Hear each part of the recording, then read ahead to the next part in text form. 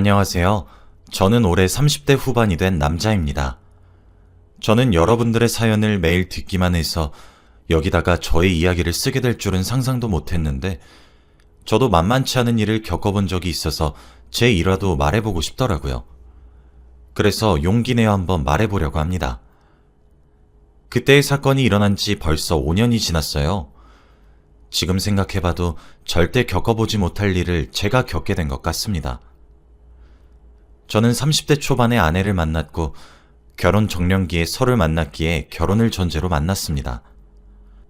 맞선으로 만났지만 대화도 잘 통하고 결혼 가치관도 잘 맞아서 결혼 상대로 적합하다고 생각했죠.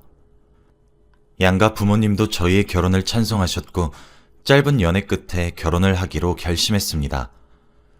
둘 다 모아둔 돈도 꽤 있었고 안정적인 직업을 가지고 있어서 다른 부부들처럼 무탈하게 결혼했습니다. 신혼집도 새로 하고 가구도 사면서 부부의 느낌을 갖추기 시작했죠. 저희는 큰 집을 원하지도 않았기에 아내의 회사와 제 회사, 딱 중간에 있는 일반 집으로 갔습니다. 그리고 비싼 가구도 아니고 중고나 가성비 좋은 것들로 골랐죠. 그래서 집안에 새 제품은 많이 없었고 소파와 매트리스까지 전부 다 중고 제품이었습니다. 그래도 새 제품과 유사한 것들만 샀기에 중고의 티가 나지 않았어요. 저희 부부는 신혼생활을 시작했고 정말 행복했습니다. 다른 집 부부들처럼 한 침대에서 일어나고 같이 아침밥을 먹은 다음 출근을 같이 하는 게 로망이었는데 그걸 제 아내와 하니까 너무 기쁘더라고요. 그리고 퇴근하고 집에 돌아오면 저를 기다리고 있는 사람이 있으니 집에 빨리 오고 싶어졌습니다. 저희 부부는 한동안 너무 행복했고 평생 이렇게 살고 싶었죠. 그렇게 한 3개월을 살았던 것 같아요. 그동안 저희는 알콩달콩 잘 살았고 평소와 다름없었지만 아내가 회사에서 큰 프로젝트를 담당하는 바람에 저희의 달달함은 조금 사라졌습니다. 아내는 매일같이 야근을 했고 아침 일찍 출근을 해야 했어요. 그래서 아침밥도 많이 못 먹고 출근한 적이 많았죠. 뿐만 아니라 제가 밤늦게 자고 있을 때 퇴근을 해서 거의 하루 내내 얼굴을 못 본 적도 있습니다. 제가 자고 있을 때 아내가 집에 들어오고 제가 일어나기 전에 아내가 출근을 하니까요. 조금만 버티면 될 줄 알았는데 프로젝트가 장기화가 되는 바람에 아내가 점점 더 힘들어했습니다. 쉬는 날 없이 일하면서 다크서클이 무릎까지 내려온 걸 보니까 마음이 찢어질 것 같더라고요. 아내는 많이 잡아야 하루에 4시간을 잤고 평소에는 3시간을 잤습니다. 결국엔 수면이 부족한 게 문제였는지 아내가 어느 순간 악몽을 꾸기 시작했어요.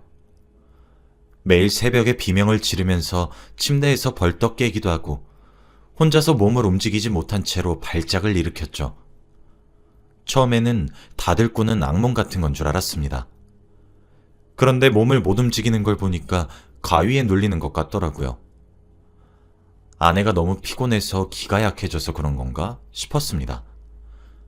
일주일에 5번은 무조건 가위에 눌렸죠. 아내는 매일 자기 전에 가위에 안 눌리게 해달라고 빌면서 잤지만 다 소용없었습니다. 어느 날은 제가 자고 있는데 갑자기 옆에서 몸을 벌벌 떠는 듯한 느낌이 들더라고요. 직감적으로 이건 아내가 가위에 눌렸다는 신호 같아서 새벽에 깨서 아내를 깨우려고 하는데 아내의 눈은 위를 쳐다보면서 흰자밖에 보이지 않았습니다. 그 상태로 온몸이 굳어서 움직이지 못하고 있었고 발작을 일으키더라고요. 지금까지는 한 번도 눈을 뜬 적이 없었는데 그 모습을 보니까 갑자기 섬뜩해지고 온몸에 소름이 돋았습니다. 아내를 열심히 깨웠는데 평소와 같으면 정신을 차려야 할 아내가 정신을 차리지 못하는 겁니다. 몇 분 동안 흔들고 꼬집으면서 다 했더니 겨우 일어났죠. 그런데 날이 갈수록 가위에서 일어나는 게 더 힘들어 보였습니다. 그리고 점점 얼굴도 창백해지고 온몸에 힘이 없어 보였죠. 아내가 점점 망가져가는 모습을 옆에서 보니까 너무 안타깝고 불쌍한 겁니다. 그래서 프로젝트가 끝나자마자 밀린 월차를 내고 집에서 푹 쉬라고 했어요.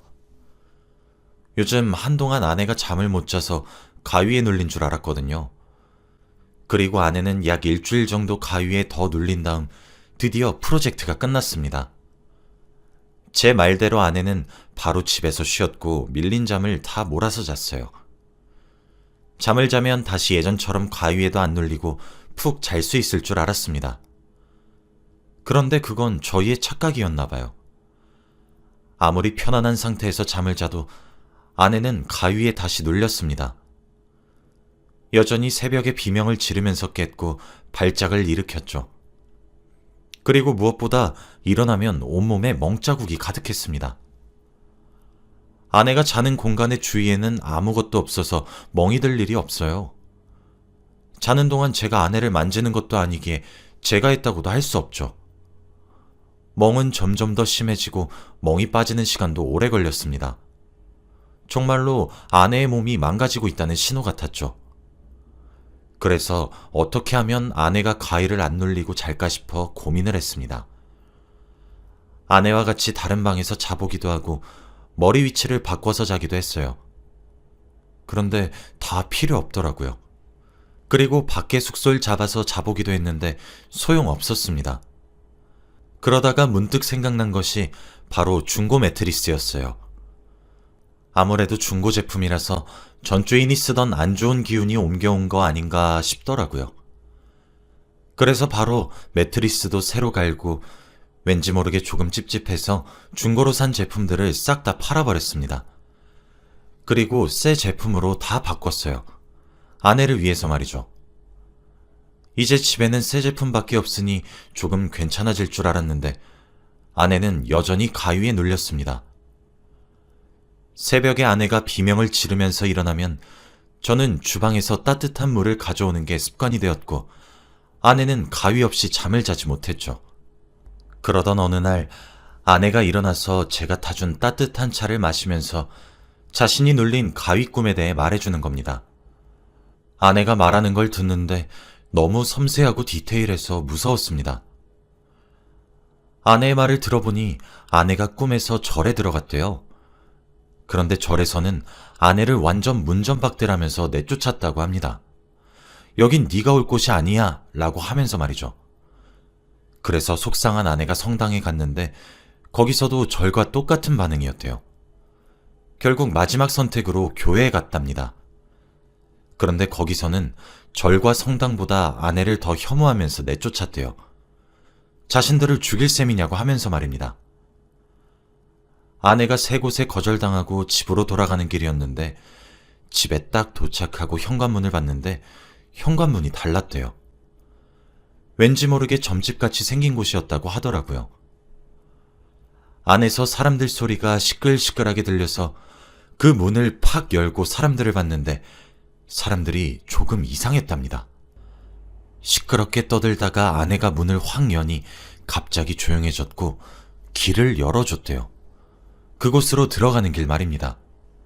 아내는 꿈속에서 드디어 갈 곳을 찾았다고 좋아하며 사람들이 열어준 길을 따라서 걸어가는데 옆에 서 있는 사람들의 입꼬리가 귀까지 찢어지면서 해맑게 웃고 있었대요.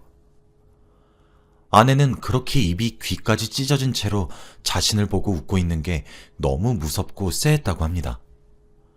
수백 명의 사람들이 아내를 쳐다보고 있어서 온몸에 소름이 돋았다고 하더라고요. 그런데 여기서 끝이 아니었습니다. 그 사람들이 만든 길을 따라서 걸어가는데 끝이 전혀 보이지 않더래요. 그래서 사람들에게 물어보니 그냥 아내를 뚫어져라 쳐다보면서 살벌하게 웃는 게 끝이었다고 합니다. 그 웃음소리와 표정이 너무 무서워서 깼대요. 정말 그 이야기를 듣는데 무서워 죽는 줄 알았습니다. 하지만 이 내용은 정말 극히 일부분이고 아내는 매일 다른 꿈을 꾸면서 가위에 눌렸습니다. 아내는 마음고생을 심하게 했는지 살도 20kg나 빠지고 몸도 매일 아팠어요. 온몸에 멍자국도 가득해서 한여름에도 긴팔, 긴 바지를 입고 다녀야 했습니다.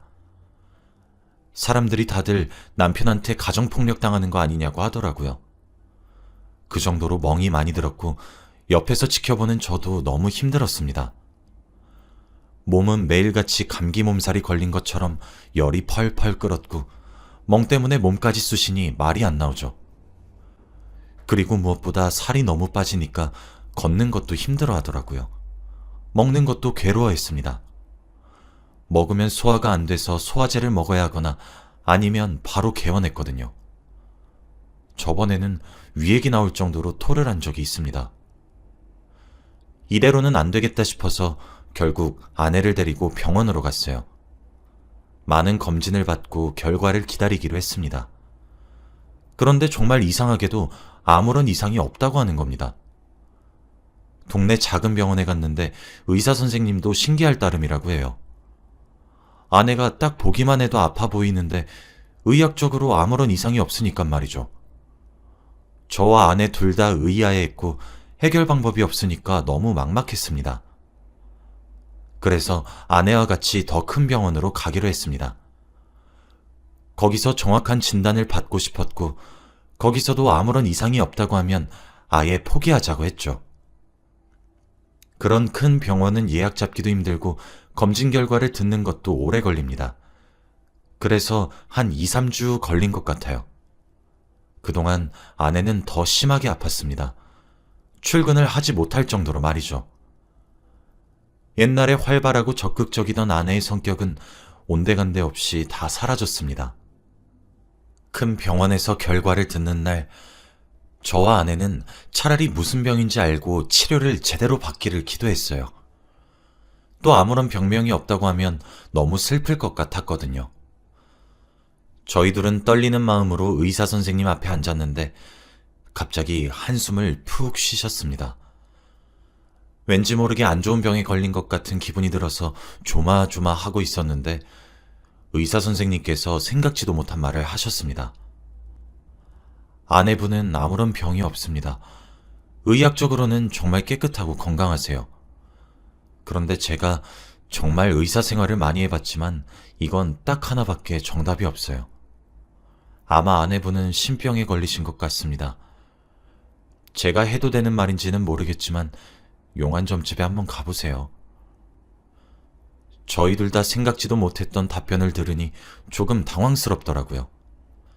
한 번도 신병이라는 거에 대해서 생각도 안 해봤고 점집도 안 가서 저희는 그런 거 잘 몰라요. 무엇보다 저희 둘 다 무교라서 종교에 대해 관심이 하나도 없습니다. 그리고 저는 태어나서 점집에 단 한 번도 간 적이 없어요. 아내도 마찬가지고요. 병원에서 정말 생뚱맞은 대답을 듣고 저희는 생각에 잠겼습니다. 저희는 수많은 병원을 갔지만 그때마다 똑같은 말로 병명이 없다고 했었어요. 그런데 이번에 처음으로 신병이라는 것을 알게 돼서 한번 속는 셈 치고 용하다는 점집에 가보기로 했습니다. 저희는 지푸라기라도 잡는 심정으로 너무 간절했기에 갈 수밖에 없었죠. 저희는 점집이 다 똑같다고 생각해서 대충 인터넷에 검색해서 저희 집이랑 가까운 곳으로 갔습니다. 생애 처음 가보는 것이어서 분위기도 무섭고 왠지 모르게 두렵더라고요. 정말 아내가 신병이라는 거에 걸렸으면 어떡하나 싶었죠. 그렇게 저와 아내는 점집에 갔는데 거기에는 무당한 분이 앉아 계셨습니다. 그런데 아내가 그곳에 들어가자마자 소리를 지르시면서 방울뭉텅이를 딸랑딸랑 거리시더라고요. 저희는 너무 놀라서 가만히 앉아 있었는데 그 무당은 혼자 일어나서 눈을 감고 뭘 하더니 갑자기 자리에 앉아 저희에게 이야기를 하셨습니다. 아내를 무섭게 딱 바라보시더니 너희 집안은 대대로 무당 집안이구나 라고 하는 겁니다. 저와 아내는 전혀 몰랐던 이야기여서 너무 놀랐죠. 그리고 처음 듣는 말이었기에 당연히 거짓말인 줄 알았어요. 그러면서 아내에게 너는 무당을 해야 하는 팔자야.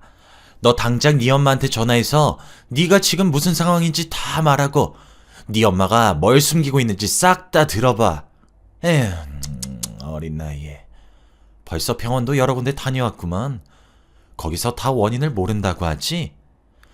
에휴, 남편이 조금 고생하겠네. 라고 하셨어요. 갑자기 장모님 이야기가 왜 나오나 싶었죠. 그 무당은 잠시 밖에 나가서 장모님에게 전화를 하고 다시 들어오라고 했습니다. 저희 부부는 나가서 장모님께 전화를 걸어 방금 무당에게 들었던 이야기를 말씀드렸죠. 당연히 거짓말이고 돈을 벌기 위해서 저를 속여 장난을 치신 줄 알았던 무당의 말은 진짜였습니다. 장모님은 당황해 하시면서 한숨을 푹 쉬시고는 저희에게 숨겼던 이야기들을 다 말씀하셨어요. 들어보니 정말 신기했습니다. 아내의 집안은 대대로 무당을 해야 하는 팔자가 타고났대요. 그런데 아내의 할머니가 신내림을 거부하셔서 지금의 아내로 내려온 것 같다고 합니다. 장모님은 어렸을 때 신내림 자체가 너무 아내한테 안 좋을까봐 점집 근처도 안 갔다고 해요. 그런데 무당이 하나같이 장모님한테 딸이 무당을 해야 할 팔자라고 했답니다. 30년이 넘는 시간 동안 아내한테 신내림 증상이 안 보여서 잘 넘어갔다고 생각했는데 이렇게 갑자기 오게 될지 몰랐대요. 그러면서 펑펑 우시는 겁니다. 정말 미안하다고 하면서 말이죠. 그런데 여기서 아내가 또 신내림을 받지 않으면 다시 되물림 된대요. 밑에 자손들한테 간다고 합니다. 저희 둘 다 그 말을 듣고 벙쪄서 아무 말도 못했어요. 그리고 저희는 다시 그 무당 앞으로 가서 어떻게 해야 되냐고 물어봤죠. 그 무당은 신내림을 받아서 무당이 되거나 구슬해서 되물림을 해야 한다고 하더라고요. 지금 신내림을 받지 않으면 지금보다 더 괴롭고 아프고 힘들 거라고 했습니다. 그런데 이미 할머니 때 신내림을 거부해서 지금 아내도 거부를 한다면 아마 귀신이 노할 거라고 하더라고요. 그래서 엔간하면 지금 당장 신내림을 받으라고 했습니다. 갑작스러운 제안에 너무 당황했고 저는 아내의 선택에 맡겼어요. 그리고 아내는 절대 신내림을 받지 않겠다고 했습니다. 저희 둘이서 아이 계획도 없을 뿐더러 아내는 미래에 하고 싶은 꿈이 있는 사람이었기 때문에 무당이 돼서 그 꿈을 망쳐버리고 싶지 않다고 하더라고요. 아내는 평범하게 살고 싶다고 했습니다. 무당은 고민을 하다가 그럼 지금 당장 구슬해서 신내림을 거부하라고 하더라고요. 그러면서 저희에게 거액의 돈을 요구했습니다. 하지만 아내는 굿도 받지 않겠다고 했어요. 아내는 확고하게 이런 신내림에 대해 전혀 믿지 않는 사람입니다. 아내는 그 무당에게 자신은 신내림도 안 받을 것이고 굿도 안 할 것이니 장난 그만 치고 인생 똑바로 살라며 화를 불같이 내고 그 점집의 자리를 박차고 나왔습니다. 아내는 나오면서도 저에게 여보, 이런 걸 진짜 믿어? 저거 다 돈 벌려고 하는 쇼야! 라고 하며 신병에 대한 것을 전혀 믿지 않았죠.